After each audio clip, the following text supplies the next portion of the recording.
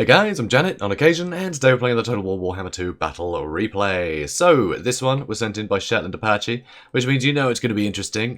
This one is Dwarfs versus Lizardmen, which is a bit of a strange matchup at the moment. People are still trying to figure it out, I think. But he's come up with an interesting solution. I'm not sure if it answers the questions of, how do you defeat Lizardmen with Dwarfs? I'm not sure it answers that, but it answers some question. I'm not sure which, but it answers something. And so this is his build. So here, Peak Gate Guard, pretty great. You know, Peak Gate Guard are very nice. They're very good against Saurus Warriors and the like. And Temple Guard, things like that. Very, very sturdy.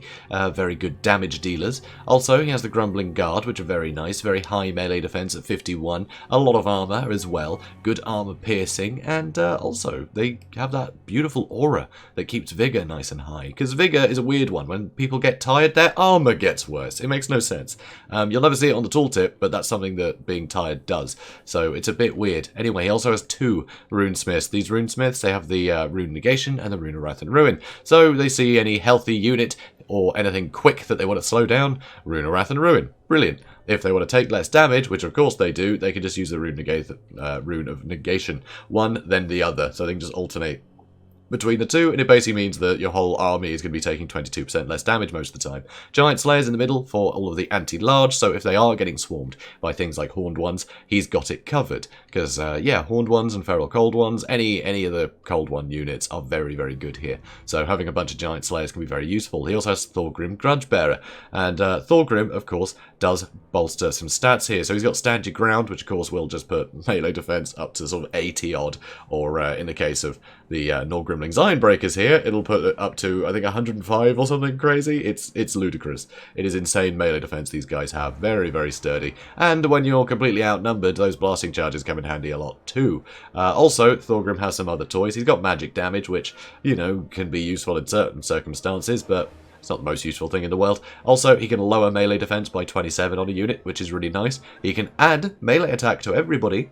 And, well, I say everybody in the aura, but of course that is everybody. He has a tiny army. Also, he has the High King ability as well, which of course adds stats even higher again. So really cool. So really good buffs when you've got such a tiny, tiny army. But he's not that tiny. No, he's got another 12 guys on the field. He has these brimstone guns, these gyrocops with brimstone guns. So these guys can be killing off anything that this lot don't want to fight. It's that simple, really. So his opponent, Horned Ones, great armor piercing, such a great unit here. But with only one unit, it's one of those things. It's a bit of a weird one. You'd think one unit just gets wiped out too quickly, so don't risk bringing them. No, bring more of them. That's what I always do. You can't wipe out all of them. So if they're going to focus down one unit, you might lose that one, but the rest are going to get in. But when it's just one unit, they're a prime target for artillery, sadly. But there are a few other things that are very dangerous too. The Ancient Salamander, that is a bit of a game changer in this matchup. Very, very good damage at a very, very good distance. They can outrange Thunderers, and that is when you've got to start worrying as a dwarf. Sure, cannons can start shooting in,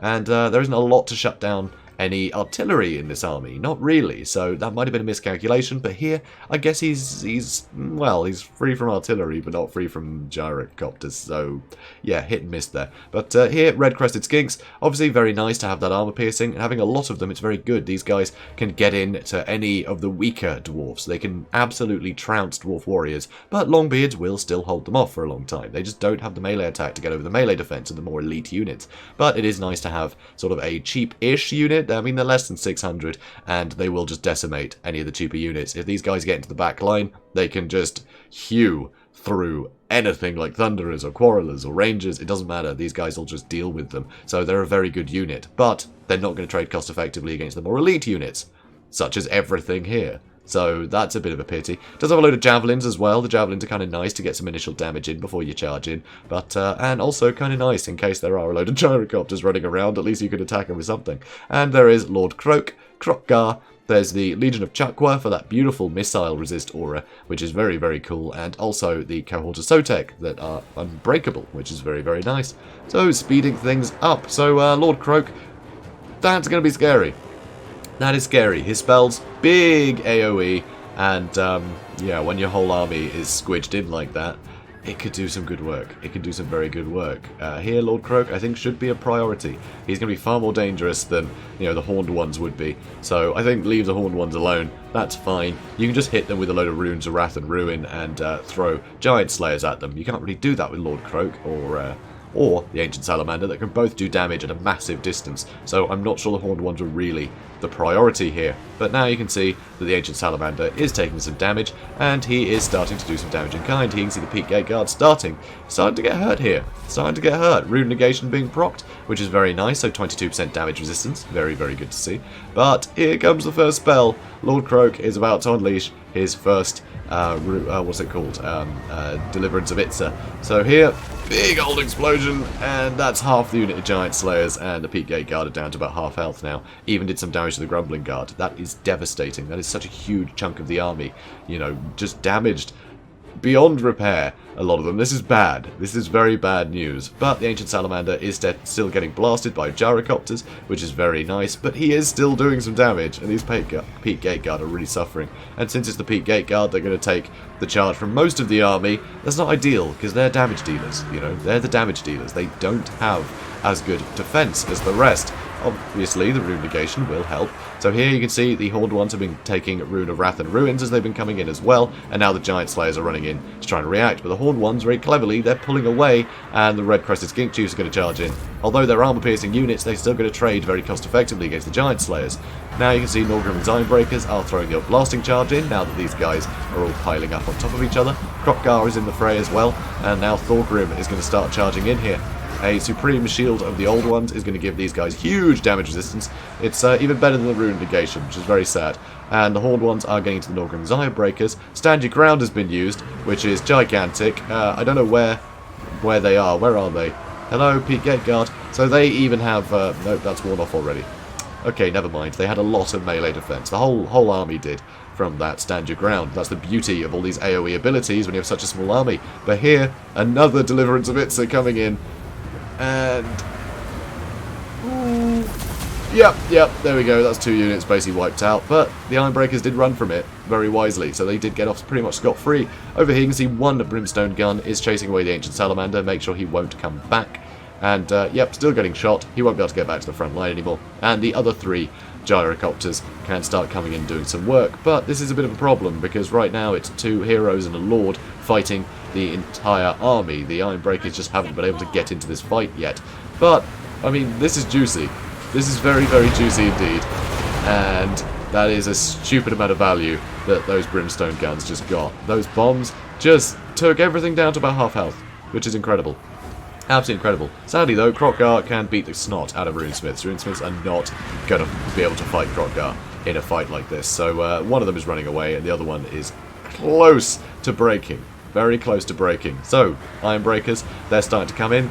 And these blasting charges are going to help a lot. These guys are so blobbed up. I mean, look at this. Just dense red. It's all red. There's not a single unit of infantry in here for the Dwarfs. This is all Lizardmen. So these blasting charges will get some crazy good value. Some of the Lizardmen are actually just pulling away and staying out of the fight. He knows not to blob up too much. Still blobbing up quite a lot though, and that is pretty devastating. Another Deliverance of Itza, but it wasn't one of the big powerful casts, so it wasn't enough to really get through the armor. So, more damage coming in, and here you can see the second Runesmith is getting chased away, which is a real pity. A real pity. And now Croak is actually getting shot at. But the thing is with Croak, he only has 12 melee defense. And these gyrocopters, they actually have 30 melee attack. So, if need be, these guys could actually just jump in and swarm him and get some good damage in there once they run out of ammunition. So that's kind of nice. Supreme Shield of the Old Ones, keeping these guys healthy. Thorgrim, though, is getting absolutely devastated. He is the one large target that the Dwarfs have. Well, I say that, gyrocopters are too, but still. Kroq-Gar, he's got anti-large. He is actually taking great advantage of that. Stand Your Ground being used. 113 melee defense. Kind of absurd, really. 113 melee defense. So yeah, Norgrim's Ironbreakers having a fine time. Skinks are starting to come back in again, but now all the gyro bombers are just blasting away at Kroq-Gar. They are just shooting at him. Baited him out by charging the gyrocopters in and then running away again. And it's actually managed to keep Thorgrim in this fight. He is managing to push through. He does have a fair bit of mass, and he is managing to push through these units into his Ironbreakers, and that will keep him safe. So that is absolutely wonderful to keep him safe there. Here you can see Lord Croak is just loitering. He's just loitering at the moment. Krotgar just taking a stupid amount of damage, getting knocked over by these gyrocopters, which is allowing the runesmith to get out. Rune negation being used as well to try and keep himself going, and these skink cohorts are trying to chase down these gyrocopters, but it looks like Krotgar is out. He is out. He's running away. And now Thorgrim can run back in because a lot of these units are starting to break again. But a rear charge to the red-crested skinks, and this is what the Lizardmen player should have done right from the beginning. Instead of just clumping them all up together, get them to start surrounding units. Keep moving units up and around, you know. You don't need to have more than one unit fighting on any one front. That's how the dwarves will get you. They can just fight, you know, forwards forever. And that was another big spell that did do some pretty good damage to those small Grimlings, Ironbreakers, which is a bit of a pity. But still, they're holding on. They're holding on. And now it looks like it's Croak's time to die because Krotgar just got gunned down. Here you can see the runesmith still going. This runesmith still going. Starting to waddle back, I believe. And Croak is just taking an obscene amount of damage from all of this gunfire, which, well, it's about time, because he's been absolutely devastating people. I mean, only 50 kills, but most of it was HP damage. It was more the opening gambit was his spells, and it's proved very, very valuable. That's why there are so few dwarfs left. So another Rune of Wrath and Ruin on the unit that had got the rear charge in. Definitely worth hitting him, and it was also the healthiest. So getting them with the Rune of Wrath and Ruin is brilliant. Lowering melee defense to 0 means that even Norgrim's Ironbreakers with... Alright, they do actually have 53 melee attack, which is pretty ridiculous for a dwarf unit, but still, they pretty much guarantee getting a hit on that unit. So now they're no longer surrounded, and they can just keep fighting forwards again. Supreme Shield of the old ones, though, being used one last time, and Lord Croak is getting gunned down some more. How much health they got? 500. Not great. Not great. Thorgrim's on the case as well, so this is looking a bit painful. Lord Croak does have magic resistance, though, so that will lower the amount of damage Thorgrim can do, but it won't really affect the amount of damage the Brimstone guns will do. So he's dead. He's dead now. You can see him floating off into space. Bye, Croak. Bye. And now some rear charges, and that is enough for army losses to trigger. And yes, there are still units left. Of course, the cohort of Sotek. That one dude, that one little guy. Yeah, he's unbreakable, so there he goes. Pyrrhic victory. So, nice to see a few fireworks. So, does this answer the question? You know, how do you defeat Lizardmen as dwarfs nowadays? Probably not. Probably not. No, it's a bit ridiculous. The fact that it was a bit of a curveball, I think, great. You know, I don't think people were expecting this. They're probably expecting a more conventional thing with lots of cannons and stuff. But I think if that was the case, then this Lizardman army might have struggled anyway, because I think the ancient salamander would have been torn to shreds from a distance, and even just a few ironbreakers would have been, or, you know, Longbeard would have been held off the front line for quite some time. There weren't many targets for the guns, so I think that would have been a problem. Of course, Lord Croak, brilliant. Absolutely brilliant unit for just dumpstering anything in the back line or the front line, just, you know, anything expensive you can just nuke. But sadly, he just wasn't able to get those nukes onto the Norgrim's Ironbreakers, because although the Ironbreakers aren't very quick, they're pretty damn slow, in fact. It just takes so long to cast that spell, you know? He needed to get these surrounds onto the Norgrim's Ironbreakers and then hit them with the big spell. He could have surrounded the entire army and then wiped them out with the spell, but sadly he panicked, I think. I think he panicked. In the face of all these gyrocopters, it's easy to panic, because there's nothing you can really do to react against them. So you've just got to try and get all your units in as quickly as possible. So you can often lose your game plan, and I think that's what happened here. But that's classic. That's just classic Shetland Apache. Just come in with something that people aren't expecting and cause them to freak out, because, you know, what on earth is he doing with this army? And that's usually, I think, the first question that people say, you know, once they see one of his armies. Just, what is this build? This is crazy. And then they kind of lose their idea a bit. So yeah, pretty funny. Pretty funny indeed. Always a pleasure to see. So guys, if you enjoyed this, please do comment, like, and subscribe, and I will see you in the next one. Have a good day, guys.